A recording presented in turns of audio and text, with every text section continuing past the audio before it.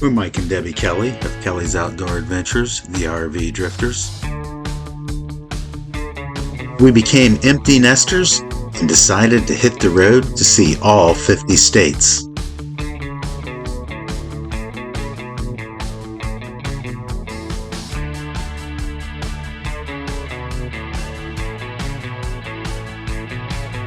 We travel willy-nilly style, and by that I mean in our F-250 truck we call Willie, and our RV sports truck travel trailer we call Nilly. It's not always fun. You can come along and watch our adventures as we learn the ins and outs of RV camping. You can follow our adventures on both YouTube and Rumble. On YouTube, we are Kelley's Outdoor Adventures, and on Rumble, we are the RV Drifters.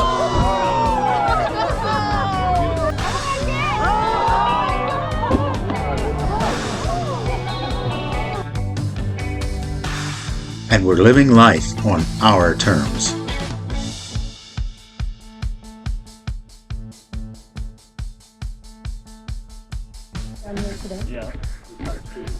Fish Creek Wildlife Observation, Tongass, and this is the bears usually cross right here, and we're going to go out here and hopefully see some.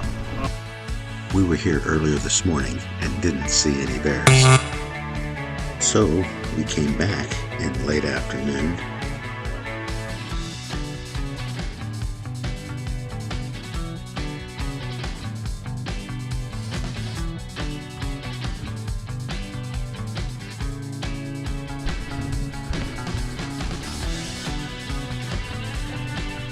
Things you need to know before you head out on the boardwalk. Any bears yet? No, not yet. Hopefully soon. And the signs say when you're out on the boardwalk, you're supposed to talk with a whisper. Look how big they are. There's a lot of them in this. We saw a bunch of salmon, but no bears. So we were just a little bit bummed this time around, which meant we headed back to Stewart and another border crossing. I was getting my passport out. You're getting Yeah, I was getting my camera GoPro out. That's the Rainy Creek Campground. Good morning. And I want to say this is the one and only time Starlink did not work. We were under a thick canopy of trees and no view of the sky. But our campground is at the base of what I'd say is a 2,000 to 3,000 foot mountain, and it's kind of a cliff straight down. The morning sun coming up from the east, shining on that western edge there is pretty cool. And morning.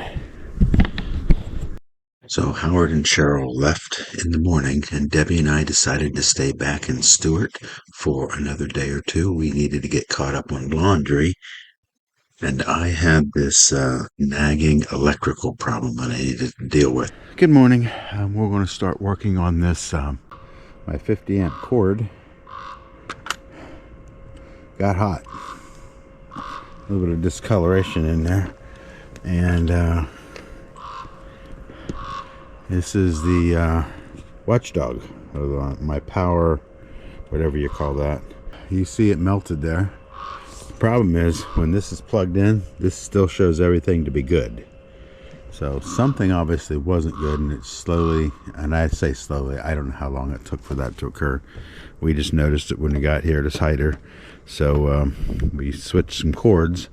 I don't like not having a watchdog of some sort, some kind of a surge protector. Right now and overnight we ran the RV without it. However, Howard brought over his electric tester and tested the outlets, and everything was fine on them, so that was good for us. So I feel like the campground's electric here is good, so I think we're safe for the time being. So I'm going to work on this, see if I can't get some combination here repaired. So we just cut the wires, This was shot anyway, we knew. So went ahead and took this end off, cut them. Now I'm looking at taking this watchdog, which we know is melted at this end, and so the old watchdog, that may work, I don't know, and that's what's got me puzzled. But I can cut these right here and then butt connect those here, and then I'll have a usable 50 amp cord 30 feet long. So the question is, do I destroy what might be a good watchdog other than a melted plug at one end, or do I just go ahead and cut that and have a usable plug, but yet we'll still need to purchase a new watchdog ASAP? So that's the decisions we have to make. Then there was a local hardware store. I figured I'd stay put and maybe be able to fix this thing.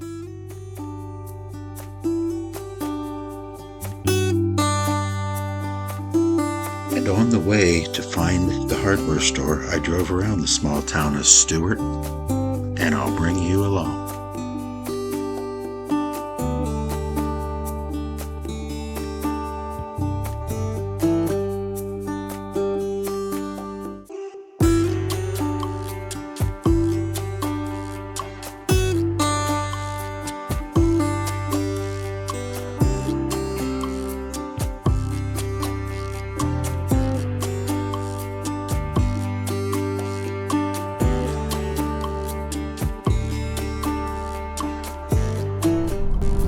This bay is affected by the tide, so when the Pacific Ocean, when the tide comes in, this all fills up and then it goes back out at night, or whatever the tide rotations are.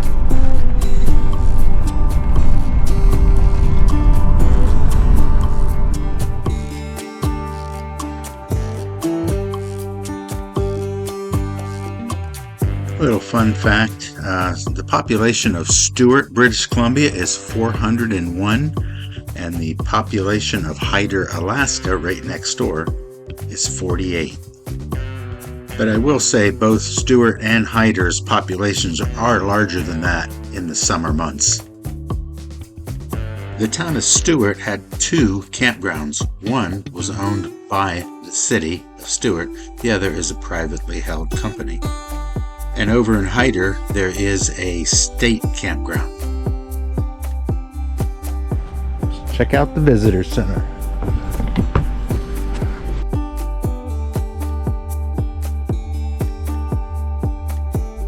Check out the boardwalk.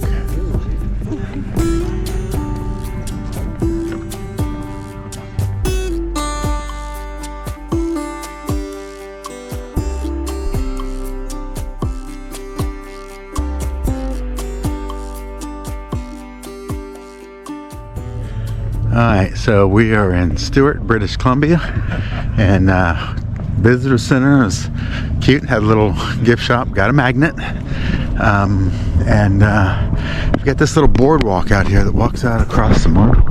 Looks pretty cool. It's kind of a lot of birds, and they said occasionally you'll see a moose or a bear out here, but highly unlikely, especially with all the dogs out here. Yeah, it's downtown Stewart. It's pretty cool. If you can see or not, but this boardwalk, it goes out, it goes over that way, it goes way over there too. I suppose it's probably, I bet it's close to half a mile each direction out in here. But boy, guys, this is nice. This is a super nice little town, Stewart, Alaska. Stewart, British Columbia. And we're going to be heading back over to Hyder. This will be our third trip over there to try to see the bears. And while we're there, we'll going to stop at their fish and chips place and get a bite to eat. So we're going to cross the border again into Alaska, and this will be the last time we'll go into Alaska on this trip.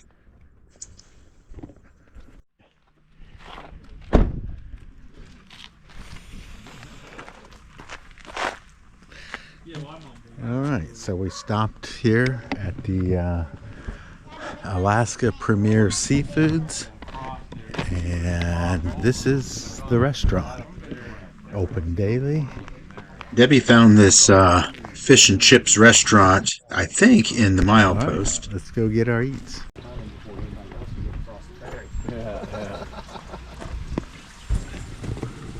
I help my French fries cook.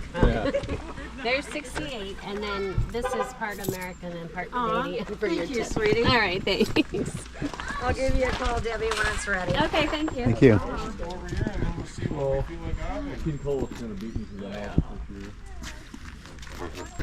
All right, so we found the fish and chips restaurant here in Hyder. And once we finished the dinner there, it was still a little early because the bears only came out in the evenings. So we decided to drive on past the Fish Creek and drive up to what we saw as a glacier. And it ended up being about a 17-mile drive where you actually left Alaska, went back into Canada, and then back when you turn around at the top, you had to come back into Alaska to go back into Canada. It's kind of an interesting one-way road. We are heading up to Salmon Glacier, and this is the Salmon River beside us. It is a glacier river. It's bluish gray. And today is August 3rd, and it's unseasonably warm and dry in Hyder, Alaska. It's usually not this beautiful, we've been told, so we're glad we're missing the rain. And happy birthday to Carly today. Our daughter is 26 years old today, so there's that. Beautiful mountains in front of us. So we have just seen our first sight of Salmon Glacier. And now you cannot see it. We're at what, 21, 22, 23 miles up this road? Yep, it's been pretty rough. There's a Honda minivan behind us. So I don't think they should be coming up here. Salmon Glacier is located on the Canadian side of the border, about 16 miles north of Stewart, British Columbia, and Hyder, Alaska. Salmon Glacier is the 5th largest glacier in North America. Still going up. We could see the glacier, but we haven't come to a place to park. stop. You can reach the glacier summit by driving a narrow, unpaved road about 23 miles up the mountain. Places we go, the adventures we find. You do know it's like a 2,000-foot drop right over here on the edge. Just drive, you're on the inside. From right here, we are technically above the glacier, but it looks like it's another 2 miles. I'm just winging that guess. Look, there's a campfire here. Somebody camped here. Oh, cool. That's the Salmon River down there. And Salmon Glacier. And it is a beautiful day here today. All right, Willie, this is the most awesomest drive you've made to date. We are 21, 22, 23 miles up this gravel road coming up to the Salmon Glacier. I don't know what altitude we're at, but this was an epic drive to get here. So, yeah, people are still booking, coming and going, so we'll go up a little bit further.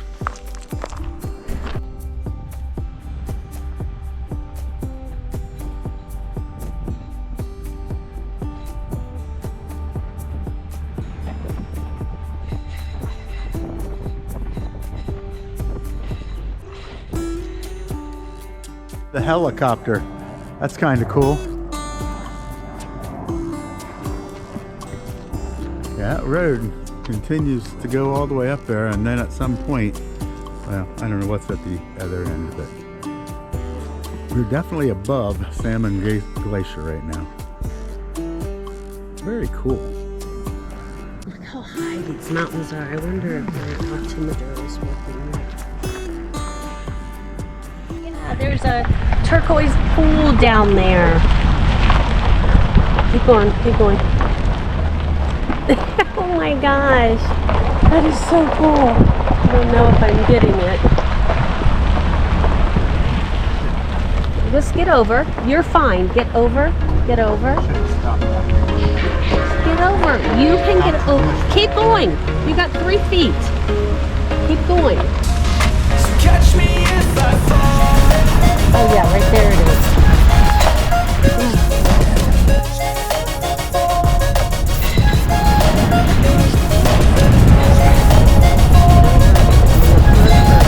And you have room. You have good room over here. That's good enough. And on the way back down from the glacier, we were on the outside, so there were times when we were really close to the edge, and I didn't do so well. Yeah, it's on. Avalanche terrain. I don't know what the red X I think it means active avalanches. Like an active avalanche, and I think we kind of saw a little bit of that 4 years ago. So is this the active mine? I would say it's at least the upper water control.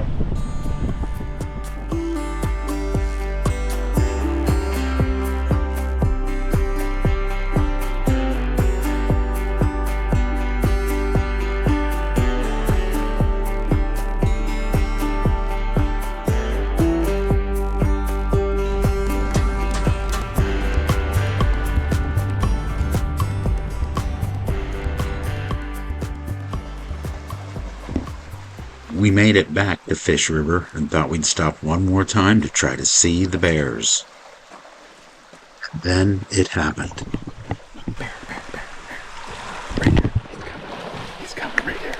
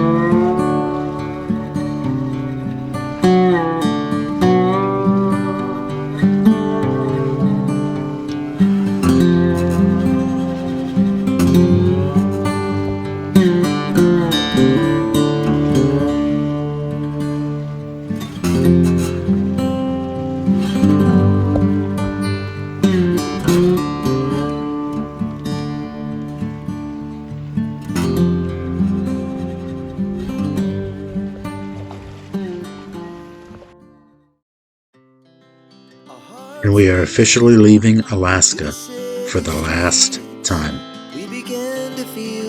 What an epic summer. We rise like tall buildings as the chemicals they take us higher. The night's young, it has just begun as she puts her hand in mine. We wanna chase the night, wanna dance to the light, pull the stars from the sky, just two hearts running. push up from the top. We're gonna be two hearts running wild.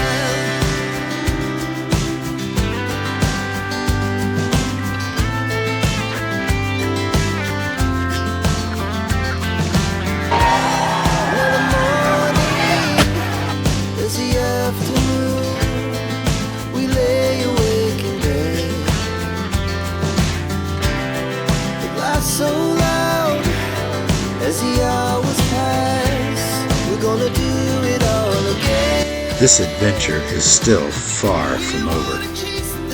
And hey, we're just leaving Alaska. And I hope you guys stay tuned for what happens next. And this wraps up our Alaska portion of this adventure, but our adventures are far from over.